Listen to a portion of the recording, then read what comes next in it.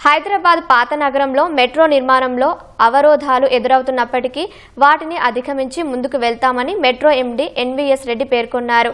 పాత నగరంలో ఎంజీబీఎస్ నుంచి చాంద్రాయనగుట్ట వరకు 7.5 కిలోమీటర్ల నిడివిగల మెట్రో కారిడార్ పనులను సీఎస్ రామకృష్ణారావు పరిశీలించారు. పనులు ఎలా కొనసాగుతున్నాయి, ఏ ప్రాంతాల్లో కూల్చివేతలు జరుగుతున్నాయి తదితర అంశాలను సీఎస్ పరిశీలించారు.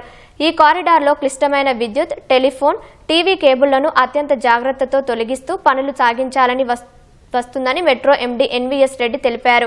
ఈ కారిడార్లో చారిత్రక, ఇతర సున్నిత కట్టడాలు ఉండటం వల్ల వాటికి ఏమాత్రం హాని కలగకుండా జాగ్రత్తలు తీసుకుంటూ ప్రభావిత కట్టడాల కూల్చివేతలు జరుపుతున్నామని metro MD NVS Reddy CS కు వివరించారు. మెట్రో కారిడార్ పనులను కాలినడకన పరిశీలించిన సీఎస్ పనితీరును ప్రత్యక్షంగా పర్యవేక్షించడంతో పాటు మెట్రో అధికారులకు పలు సూచనలు చేశారు.